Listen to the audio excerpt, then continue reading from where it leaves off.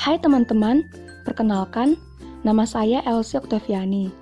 Saya di sini akan menjelaskan pemeriksaan akuntansi keuangan 2 tentang audit siklus penggajian dan personalia. Di mana siklus penggajian dan personalia melibatkan pekerjaan dan pembayaran kepada semua karyawan. Tenaga kerja adalah pertimbangan yang penting dalam penilaian persediaan perusahaan manufaktur, perusahaan konstruksi, dan industri lainnya, seperti dalam siklus penjualan dan penagihan, serta akuisisi dan pembayaran.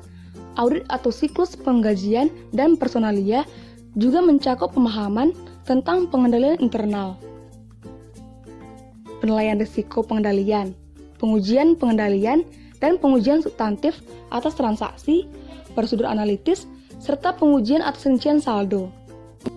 Adapun dalam audit yang umum, perbedaan utama antara siklus penggajian dan personalia serta siklus lainnya meliputi: yang pertama, hanya ada satu kelas transaksi untuk penggajian. Maksudnya, sebagian besar siklus lainnya memasukkan setidaknya 2 kelas transaksi. Yang kedua, transaksi pada umumnya jauh lebih signifikan ketimbang akun neraca terkait. Maksudnya, akun-akun yang terkait dengan penggajian seperti penggajian akrual dan potongan pajak biasanya bernilai kecil dibandingkan dengan total transaksi selama tahun bersangkutan. Dan yang ketiga, pengendalian internal terhadap penggajian sudah efektif bagi hampir semua perusahaan, bahkan perusahaan yang kecil sekalipun. Ketatnya regulasi pemerintah negara bagian dan federal telah mendorong pengendalian yang efektif atas pemotongan dan pembayaran pajak penggajian. Di sini, saya akan menjelaskan mengenai akun dan transaksi dalam siklus penggajian dan personalia, di mana tujuan keseluruhan dari siklus penggajian dan personalia adalah untuk mengevaluasi apakah saldo yang terpengaruh oleh siklus telah dinyatakan secara wajar sesuai dengan standar akuntansi yang berlaku. Adapun akun-akunnya yaitu: pertama, upah akrual, bonus, komisi akrual. Yang kedua, kas di bank. Yang ketiga, tenaga kerja langsung.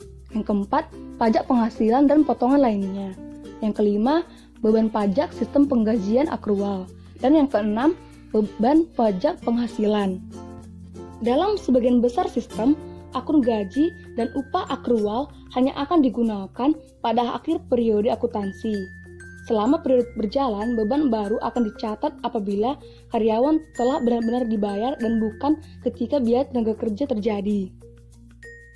Selanjutnya, saya akan menjelaskan mengenai fungsi bisnis dalam siklus penggajian dan personalia serta dokumen dan catatan terkait, di mana siklus penggajian dan personalia melibatkan perolehan jasa dari karyawan yang konsisten dengan tujuan perusahaan dan akuntansi yang tepat untuk jasa tersebut. Adapun pembagiannya, yang pertama sumber daya manusia, yang kedua pencatatan waktu dan persiapan penggajian, dan yang ketiga pembayaran penggajian, dan yang keempat penyiapan SPT pajak penggajian dan pembayaran pajak. Di sini, saya akan menjelaskan mengenai sumber daya manusia.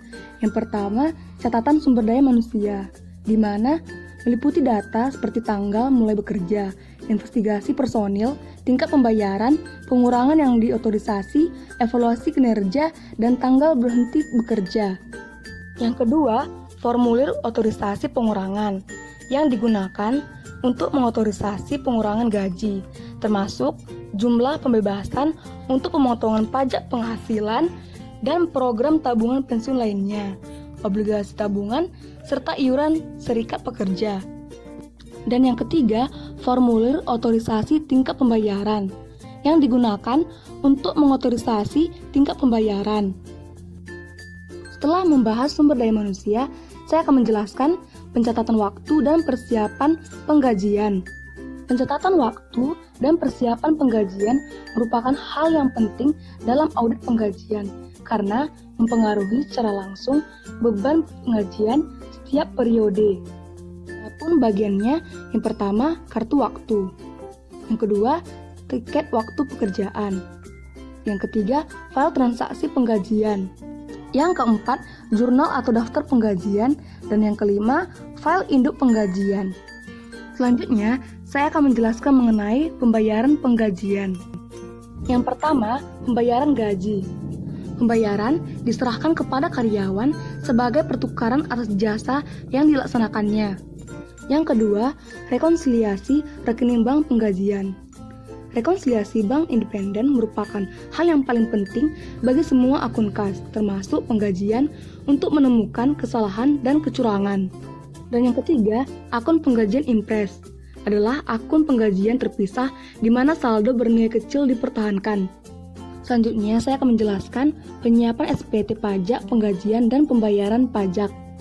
Yang pertama, formulir W2 adalah formulir yang dikirim ke setiap karyawan yang mengintisarkan penghasilan karyawan selama tahun kalender. Dan yang kedua, SPT pajak penggajian merupakan formulir yang diserahkan ke unit pemerintah, lokal, negara bagian, dan negara federal untuk menunjukkan pembayaran pajak yang dipotong dan pajak perusahaan. Selanjutnya, saya akan menjelaskan mengenai metodologi untuk merancang pengujian pengendalian dan pengujian substantif atas transaksi. Maksudnya, pengendalian internal untuk penggajian biasanya sangat terstruktur dan terkendali dengan baik untuk mengelola pengeluaran kas dan meminimalkan keluhan dan ketidakpuasan para karyawan, serta meminimalkan kecurangan penggajian. Prosedur pengujian, pengendalian, dan pengujian substantif atas transaksi merupakan alat yang sangat penting untuk memverifikasi saldo akun dalam siklus penggajian dan personalia. Adapun bagian-bagiannya, yang pertama, memahami pengendalian internal, siklus penggajian, dan personalia. Yang kedua, persediaan dan pertimbangan kecurangan penggajian. Dan yang ketiga, formulir dan pembayaran pajak penggajian, di mana saya akan menjelaskan memahami pengendalian internal, siklus penggajian, dan personalia. Yang pertama, pemisahan tugas yang memadai, di mana untuk mencegah pembayaran kepada karyawan yang tidak ada atau fiktif. Yang kedua, otorisasi yang tepat. Maksudnya, hanya Departemen Sumber Daya Manusia yang boleh mengotorisasi untuk menambah dan menghapus karyawan dari daftar penggajian atau mengubah tingkat upah serta potongan. Yang ketiga, dokumen dan catatan yang memadai. Maksudnya, tergantung pada sifat sistem penggajian. Yang keempat, pengendalian fisik terhadap aset dan catatan. Maksudnya, akses ke cek gaji yang belum ditandatangani harus dibatasi. Dan yang kelima, pengecekan yang independen atas kinerja.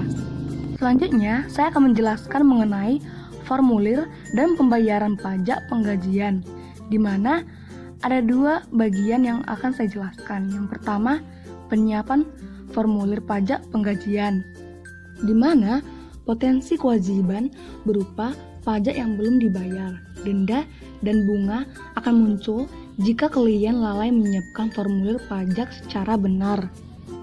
Yang kedua, pembayaran potongan pajak penggajian dan pemotongan lainnya secara tepat waktu, di mana auditor harus menguji apakah klien telah memenuhi kewajiban hukumnya untuk menyerahkan pembayaran semua potongan pajak penggajian sebagai bagian dari pengujian penggajian, walaupun pembayaran biasanya dilakukan dari pengeluaran kas umum. Selanjutnya, ada persediaan dan pertimbangan kecurangan penggajian. Yang pertama, hubungan antara penggajian dan penilaian persediaan. Yang kedua, pengujian atas karyawan yang tidak ada.